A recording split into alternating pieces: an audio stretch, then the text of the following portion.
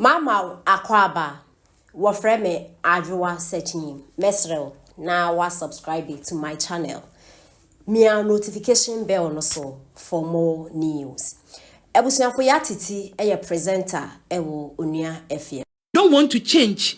They will be there because of loyalty or pewasem or pewasem. Oh, kumunu krompa otiho. That is how they are, and it's a very good thing.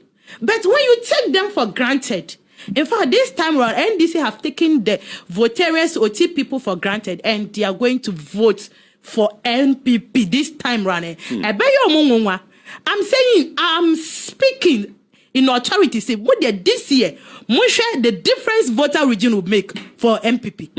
It's not going to be easy. Me see, ankasa NPP for NDC for nankasa no. Who say these things this year no, and you're very challenging for them. They know. They even though they don't want to accept it in public, but they know. But quite no yepa, which means say movement doors until no na ama ohonum na bie kakra. Until I will say quite until ama honum na ayet say a develop kakra. It's at least okay. Even though we want more, but at least it's okay. And I me then say, Omo ye NDC phone, Omo nyo. Nipa na ye vote against you omo time biano. Omo na Oma babeye. So if you really want to think about this, it doesn't make sense. Say, obi ono omboa ono, onumbomu no utu abama no time bia. No obi ono beboa ono, utu abama no. It doesn't make sense. It makes sense. So that's one of my reasons. Intia media me see na Dr. Baumia de Ghana for ma musuo nkamo. Musuo ko ka Ghana for say na mo de mad Mahama say Kim.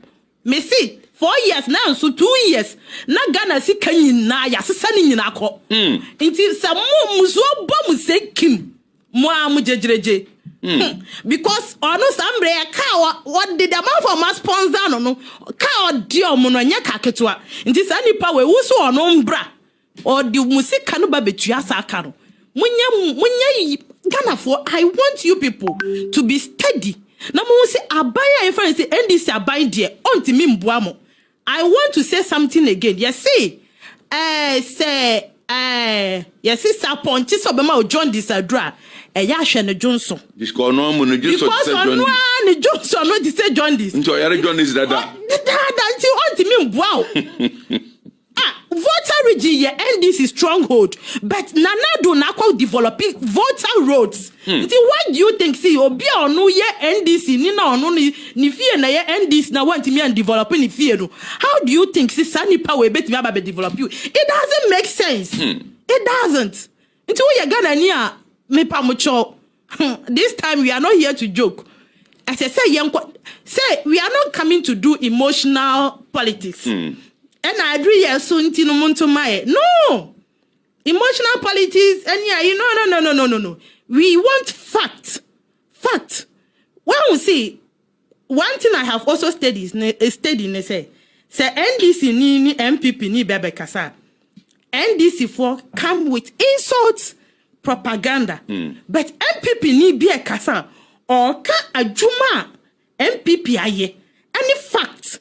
And all they can answer. But most of them no because they say and no you mu yantinu ube hu time bia no mu de so me there is no single post on my social media on di matem. But you should be prepared for all those things. So Ghana for media me sramu especially me ma me no mom wo oti region the home de hu hia me papa because free 19 de ben ya to aba NPP and to be momuda, but omo na ebuaye. Nti so nipa bi bua o say ya. Must you do anything bad to that person? No. But I know say this time around they will change. So they will change. Jo, we free Esikuma Junction. Na odi wani chire hohoya. Ube isakwan ete say. Eja ya hwe Esikuma Junction. Eduko hohoya hogo but we miss by 3 hours. me say 3 hours. About 4 hours. So bet you must spend about 4 hours. That's sa hon potholes be a would be to tum sa have sa this time go and see. Me say Nanado dear, just say we by fool. When you by fool, there is no way so by cutting another one. Yeah, dear. Are you by fool to Anajo? Oh, to Anajo. Oh, to Anajo. When you by fool, there is no way so by cutting Nanado dear one. Yes, she that. Now, question me say, now Madame for Baku every voter ever. And I say, hey, I say, dear, Omo man cho kwemo. I me say, aha, Munche. Where? Mona musi. Nanado wanya de won and I say oh fifia ela gbagbaje bom ela gbagbaje ga kere ga mbega kanka what are you thinking wa ma wo buy co school free se kwampo de me de se wo ye obi a obetima prove say wo ye adwuma na salary wo sika say ya wo ko rent dan kwampo na wuntimi a abai na fa say obe rent ama na wutua ne kakran when mo nya yempo and NDC form person kasa asem nti wo ko kapa hey wa bom koko so they will not allow you to talk about it. Me say Nanado is doing well. In fact, Dr. Baumia has really helped. Nanado who ye pa no cover Dr. Baumia because man na dream me dey be make say 99.9 ideas. Sa 0.1 no nka NDC for wo kwampa nkofa nkokomba. 0.1 e dey chire ho no. 0.1 na aka no na be 100 no. Se mahama kura no. Omu kura no krampa anka. Kokon ketenkete. Oh nka nkokwa emba. Na jata no so e. Na jata. Na yim kokoko. O ba ye yemma. Jata. Hey. Ekwan bi da. E free agate. Ko nim kakra no wan mane.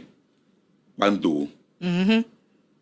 Kofa Vakbo Amfoin Avama Junction then you na say Nanado adarom edam hwel sir edamu me say abai we wa bo adwuma o abai we abo adwuma enti once me ka me say me nya politician nti no most of times say dey be me hwa no maka ho asema it's because say I'm from that area. And I have seen it. So idea way koso. And intino na o ka ho asema no ayai. No I can say okay. I don't know about the GDP, what DP. I don't talk about those ones because I don't know them. But most of times no near minim now the logic ka ho. No I say okay logically is it sounding? Is it okay? So we shall not logically any good no what to baby it is nkoko. Logically it doesn't sound. We say President Muhammad on Intakrabwa related. We are related. That means no mama abusian mu. Abusian side na me say Intakrabwa na don so abusian mu ti no. On Intakrabwa e wa abusian. Wo hwe sene obenya confirm. O say confirm no o ma Margaret. Amutu koye. O say Debbie. Sani amafo sada omo kasai confirm no two no mo ko bukina no se nyesa na tie o manko na mo ho ene no so ko fa nkubeta no de aba nti o manko nti a confirm no de omo wo di kurum akire ho a nti oni takramwa de omo bo abusia papa yeah I think so then yanhwe bibi free Santro Coffee. Ekosi Jasikai. Sanko. Yeah, but even though a Santro Coffee, but yeah, your friend is Sanko. Sanko kwa hey, right. Yeah, Sanko any dear. Sanko any musuo kwai. In fact, in between Hawaii ni Sanko. But they might yin Sanko kwa Hawaii to right Jasikai. Uba Accra na se wo ba ho ya like wo dey nka me kai tama mo creative region me ko ja se kan ko ya de na tama me ba na anajo no na cars na elodu na esisi won mti no me fo wie ye no Omo san omachi say aba be fa no say me say mo kwaye ko Accra mo san samachi nka ho hoi kwan ni ade mo fa omo say o kwan no enye nti no omo fa o nti omo be sin fa roundabout ho no be sin kofa aka e di kofa kpando kwami krom sa ene ye de ba Accra sa kwan no ye muso kwan yo na ebi so fa bodada achi honum na mo di akokosi commercial bank achi wo brade nyankopon nda kwan ni dem yesa okay wo free otidie ena na ye hwe wunim jazz kan papa pedi ye hwe fi jazz kan buaman besi kejebi oso ohonum no jaya ohonum nyina ye Eastern Corridor na do awie